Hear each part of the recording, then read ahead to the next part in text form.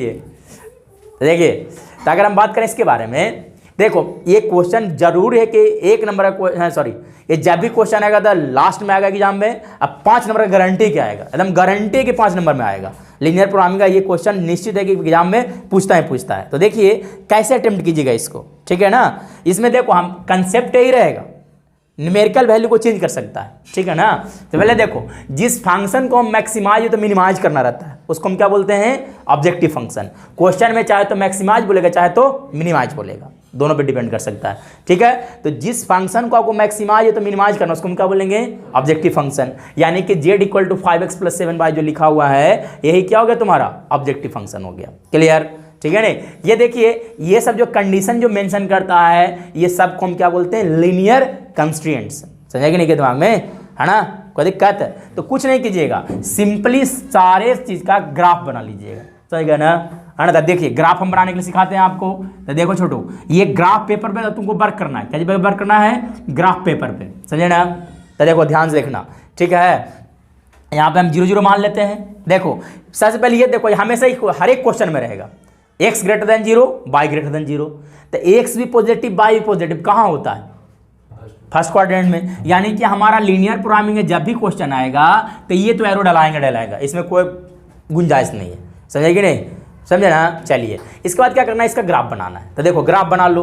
तो देखिए इसका ग्राफ कैसे बनाएगा, 10th क्लास में पढ़े थे। ये देखो x + y = समझना कि 4 लिखा हुआ है। तो डिब्बा मेथड पढ़ा था, एक डिब्बा बना लेना, समझे कि नहीं। तो इस डब्बा में क्या करना, सब कुछ का वैल्यू रख देना, ठीक है कि नहीं, समझे। यहाँ x, यहाँ y, x 0 तो y कितना 4, गारंटी है कि नहीं। सिमिलरली अगर y 0 कर दीजिएगा तो x का वैल्यू कितना आ जाएगा, 4 आएगा कि नहीं आएगा, बोलो, समझा ये बात, समझा ना। एग्जामिनर को तुम दिखा सकते हो एग्जाम में कि when x = 0 then y = 4 रख के दिखा देना, है ना, अच्छा लगेगा, समझे ना। लेकिन शॉर्टकट तरीका से भी हम बता रहे हैं, ठीक है। तो देखो इस पॉइंट को डिनोट कर दो ग्राफ पेपर पे। तो देखिए x 0 तो y कितना 4, तो x 0 तो y 4, देखो लगभग हम ये मान लेते हैं 0,4 है, ठीक है नहीं, समझे ना। देखो फिर देखो x 4 तो y कितना 0, यानी कितना लगभग कहाँ मान लेते हैं, ये लगभग मान लेते हैं कि 4,0 हो गया। इसको हमने क्या किया, मिला दिया, तो ये हो गया ग्राफ बना, ठीक है नहीं। अब इसके बाद स्केल से मिला दीजिएगा आप लोग एग्जाम में, ठीक है नहीं। उसके बाद क्या कीजिएगा, इसके ऊपर ग्राफ का नाम लिख देना, कंपलसरी है, ठीक है नहीं। इससे तुम्हारा हौच पौच माइंड नहीं होगी, कौन कहाँ पे चला गया पता नहीं चलता इससे, है ना। यानी कि इसका ग्राफ जो हम बनाए थे कितना बाकी बताओ छोटू, x + y <= कितना आ गया 4, समझे। इसके बाद देखिए बहुत इंपॉर्टेंट पॉइंट, लीनियर प्रोग्रामिंग का यही सबसे इंपॉर्टेंट पॉइंट है जो हम आपको डिस्कस करने जा रहे हैं, ठीक है नहीं।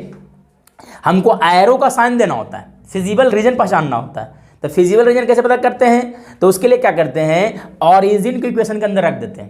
क्या जी किया जाता है छोटू, ऑरिजिन को इक्वेशन के अंदर रख दीजिएगा। कोई जरूरी नहीं कि ऑरिजिन को रखिएगा, लेकिन रेफरेंस पॉइंट ऑरिजिन है तो इसलिए ऑरिजिन को ही रख देना, समझे ना। तो देखो ये लाइन ऑरिजिन से नहीं गुजर रहा है, इसलिए इक्वेशन के अंदर जो इन इक्वेशन दिया उसके अंदर क्या रख दीजिएगा, ऑरिजिन को। तो ऑरिजिन रख दो। तो जब ऑरिजिन रखोगे तो कितना आ गया, x = 0 y = 0 रख दो साहिल, तो कितना आ गया बताओ छोटू, 0 < 4। अभी बताइए 0 जो है वो 4 से छोटा है, सही बोल रहे हैं गलती बोल रहे हैं, सही ना है। तो यदि स्टेटमेंट रॉन्ग आया, है ना, अगर स्टेटमेंट रॉन्ग आया तो एरो का sign opposite side of the origin पड़ेगा, दिमाग में बैठाओ। अगर स्टेटमेंट रॉन्ग गलत तो ऑरिजिन के उल्टा, है कि नहीं, समझा, है ना। लिख दे तुमको, अगर दिक्कत होता है तो लिखो, और है ना, सॉरी, अगर मान लिया स्टेटमेंट रॉन्ग, क्या बोले छोटू, स्टेटमेंट रॉन्ग उतना मत लिखो, रॉन्ग स्टेटमेंट क्या आ जाता है, रॉन्ग, तो opposite of origin, opposite of origin होगा, समझा, बोलो, ये बात समझ में आया। और स्टेटमेंट राइट तो same side of the origin, right तो same side of the origin, यदि सही आ गया तो same side of the origin, same side of origin arrow डालेंगे, समझा। बोलिए अभी बताओ, राइट स्टेटमेंट है कि रॉन्ग स्टेटमेंट है, राइट है। तो एरो किधर की ओर पड़ेगा, जिधर ऑरिजिन है। तो ऑरिजिन किधर है भाई, लाइन के नीचे है, तो लाइन के नीचे हो गया। ये बात समझ में आया। इनफैक्ट यही इस चैप्टर का सबसे इंपॉर्टेंट कंसेप्ट है, समझ गए। चलिए अब आगे बढ़िएगा, दूसरा ग्राफ, दूसरे की लाइन के लिए ग्राफ बना लीजिए। तो देखिए फिर से इसके लिए डब्बा मेथड यूज करो, 3x + 8y = कितना लिखा हुआ है 24, डब्बा मेथड अप्लाई कर लो, ठीक है नहीं, समझे ना। तो डब्बा मेथड में आ जाइए, ठीक है ना। देखिए यहाँ x, यहाँ क्या लिख दीजिएगा y। अब x 0 ले लो, तो x 0 लोगे तो y का वैल्यू कितना आ गया बताओ छोटू, 3, ना। फिर बाई क्या कर लो, 0 कर दो, तो बाई 0 जब कर दो तो एक्स का वैल्यू कितना आ गया, 8 आ गया, सही है कि नहीं। अब इस दोनों पॉइंट को ग्राफ के ऊपर दिखा दीजिए। तो देखिए एक्स कितना दिया छोटू, 0, तो बाई कितना लिख रहा है 3, तो एक्स 0 बाई 3 लगभग ये होगा, है ना। ग्राफ पेपर पे अपने अनुसार बनाइएगा, ठीक है नहीं। फिर देखिए एक्स कितना है 8, तो बाई कितना है 0, तो एक्स 8 तो बाई 0, देखो लगभग ये होगा 8 कॉमा कितना लिख देते हैं 0। इन दोनों लाइन को मिला दिया जाए, दोनों लाइन को हम क्या, दोनों पॉइंट को हमने क्या किया, मिला दिया, है ना। इसके ऊपर ग्राफ का नाम जरूर लिखिएगा, नहीं तो सॉल्व करने का टाइम आपको दिक्कत होगा, सही है ना। तो चलिए इसका ग्राफ कितना लिखा होता छोटू बताओ, 3x प्लस कितना लिखा होता बता छोटू, 8 बाई इक्वल टू कितना लिखा होता, लेस देन इक्वल टू 24, नहीं लेस देन इक्वल टू कितना लिखा होता 24, समझ गए। अब इसके अंदर क्या करेंगे, ऑरिजिन को फिर से रखोगे, तो रखोगे तो क्या आएगा बता छोटू, देखो क्या आएगा 0 लेस देन 24, बोलो सही है गलत है, सही गलत है, सही है तो किधर एरो डालेंगे, ऑरिजिन के तरफ, तो ऑरिजिन के तरफ साइन डाल दो, मतलब कि डाउनवर्ड एरो पड़ेगा, समझा। कोई कष्ट हुआ, डाउनवर्ड एरो पड़ गया, कोई कष्ट यहाँ तक तो बोल लीजिए, बढ़े आगे, चलिए आगे बढ़ते हैं।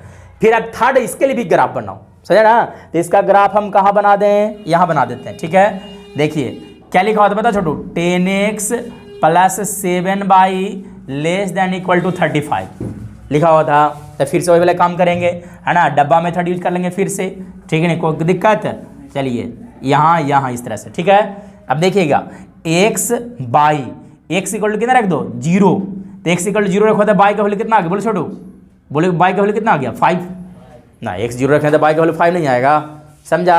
सिमिलरली बाई का एक वैल्यू अपने मन से सोच लो, कुछ भी सोचो, बाई 0 रख दो, सोचना क्या है, बाई क्या रख देते छोटू 0, तो x कितना आ गया 3.5, ग्राफ पे 3.5 दिखाना आता है ना, 3.5 दिखा लोगे ना, चलिए आ जाइए। x 0 तो बाई कितना 5, तो x 0 तो बाई 5 लगभग ये वाला पॉइंट होगा, नहीं ये वाला कितना हो गया 0,5, देख लेंगे बाहर में लिख जाएगा। फिर देखिए x कितना 3.5, तो बाई कितना 0, x 3.5 तो लगभग कहाँ पे मान लेते हैं, यहाँ मान लेते हैं 3.5 कॉमा कितना हो गया 0, यानी कि इन दोनों पॉइंट्स को इस तरह से क्या कीजिए, मिला दीजिए, समझ गए, बोलो समझा ये बात। और इसके ऊपर ग्राफ का नाम लिख दो, तो ग्राफ कौन सा था, ये था 7x प्लस कितना लिखा हुआ था 10x plus 7 by less than equal to कितना लिखा हुआ था 35। फिर इसके अंदर भी ऑरिजिन रख दो, तो ऑरिजिन रखो तो क्या आएगा बताओ कुणाल, 0 लेस देन 35, बोलो सही गलत है, सही है, तो किधर एरो किधर पड़ेगा, ऑरिजिन के तरफ, है कि नहीं, तो ऑरिजिन के तरफ साइन डाल दो, ऑरिजिन के तरफ साइन पड़ गया, समझे कि नहीं। अब हमको क्या करना पड़ेगा, एक कॉमन रीजन ढूंढना पड़ेगा, समझ रहे हो, क्या करना पड़ेगा हमको, कॉमन रीजन ढूंढना पड़ेगा। तब बताइए कॉमन रीजन कौन सा है, बता सकते हैं हमको, तो जो तीनों कह रहा है, तो देखिए ये वाला लाइन कह रहा है कि हम आंसर कहाँ देंगे, नीचे, है ना, ये कह रहा है कि आंसर क्या देंगे, नीचे की ओर देंगे, ये क्या कह रहा है कि हम आंसर नीचे की ओर देंगे, ये भी कह रहा है नीचे की ओर देंगे, यानी कि कॉमन रीजन कौन सा बन रहा है बताओ, ये वाला बना, समझा कि नहीं, क्या दिमाग में ये बात समझ में आया, ये वाला कॉमन रीजन हो गया। कोई दिक्कत है तो बोल लो पहले, इतना तक, यहाँ तक मैं दिक्कत है पहले पूछ लीजिए, समझ गए, है ना। चलो उसके बाद हम क्या करेंगे, ये जो पॉलीगोन जो बनता है इसको हम बोलते हैं फिजिबल रीजन, पॉलीगोन जो बनता है उसको हम क्या बोलते हैं, फिजिबल रीजन। तो यहाँ पे देखिए क्वाड्रिलेटरल बन रहा है, देखो तो नहीं AOBC, ठीक है ना, इसका नाम लिख देते हैं, A हो गया, O हो गया, B हो गया, C हो गया, कोई कष्ट, समझे। तो A का कोऑर्डिनेट तो हमको मालूम है, A का कोऑर्डिनेट कितना बताओ छोटू 0,3 लिए थे ना, 0,3, O का कोऑर्डिनेट मालूम है 0, 0, B का कोऑर्डिनेट तुमको मालूम है, C अब कैसे निकलेगा, तो C के लिए क्या करेंगे, देखो ये C वाला में कहाँ कौन कौन से ग्राफ इंटरसेक्टर है बता सकते हो, तो कौन कौन से ग्राफ इंटरसेक्टर है, देखो ये वाला और ये वाला, नहीं तो दोनों को सोल्व कर लेंगे।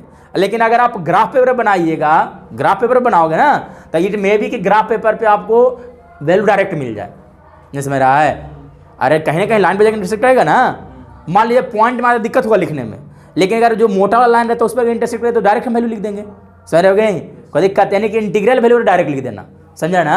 लेकिन अगर पॉइंट में आ रहा लग रहा कि नहीं गलती होने का चांस है तो दोनों को सोल्व कर लेना, समझा कि नहीं। तब हम क्या करेंगे छोटू, इन दोनों को सोल्व कर लेंगे, कौन कौन से ग्राफ बोल छोटू, हाँ 10x plus 7 by equal to 35, और किसको बोल छोटू, हाँ ये वाला 3x प्लस 8 बाई वाला को, तो 3x plus 8 by equal to कितना हो गया बोल छोटू 24 हो गया।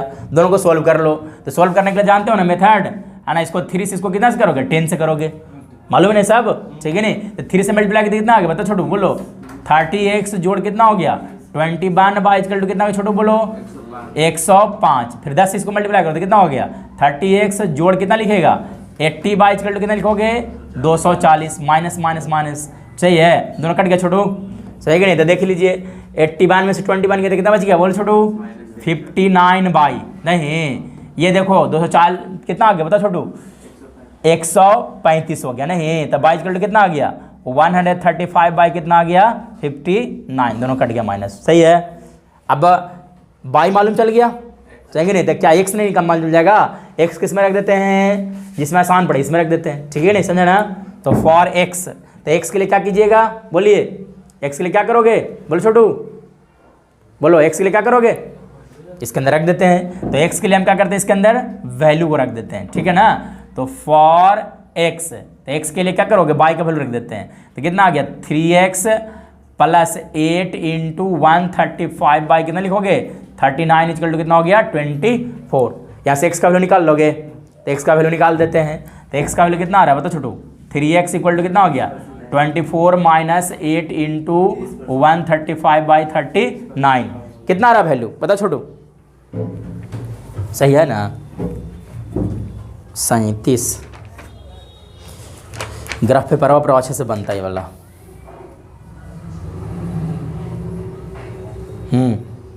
ये वाला वैल्यू आ रहा है 112/19 59 कितना आ रहा है, इसको सोल्व करके आ रहे हैं तो कितना आ रहा है बताओ 3x का मान कितना आ गया बताओ छोटू 112/39 आ गया, समझे? तो ये कॉर्नर पॉइंट्स हमको क्या करना है, ध्यान सुनिएगा, इसके बाद समझिएगा कि जो पूरा का पूरा जो तुम्हारा काम बन गया इतना तक, उसके बाद फिर क्या करोगे, तो उसके बाद फिर देखो बताते हैं उसके बाद क्या करना है आपको। जो देखो इसके बाद हम क्या करेंगे ऑब्जेक्टिव फंक्शन का वैल्यू निकालेंगे, समझ रहे हो? क्या किया जाएगा ऑब्जेक्टिव फंक्शन का वैल्यू निकालेंगे, समझे ना छोटू?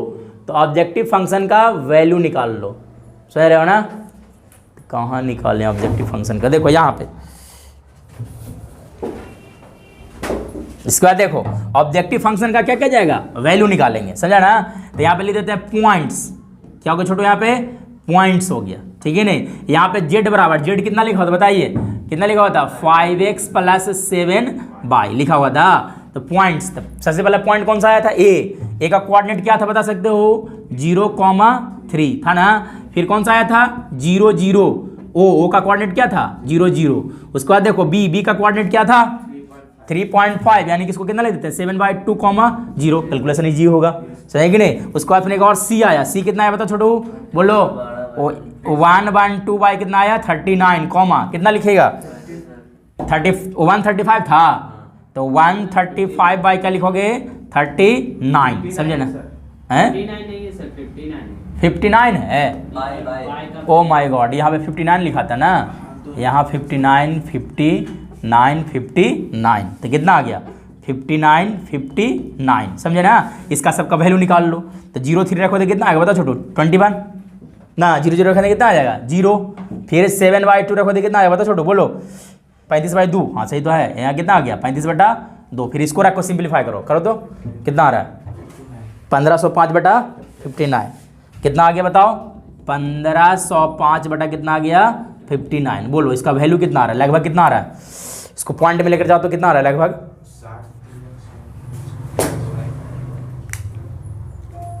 25.5 कितना हो गया छोटू 25.5, ये कितना लिखा हुआ है 17.5 लिखा हुआ है ना? तो इसका मैक्सिमम वैल्यू कितना हो गया बताओ छोटू 25.5, समझा ना? पास हो गया और क्या, ठीक है।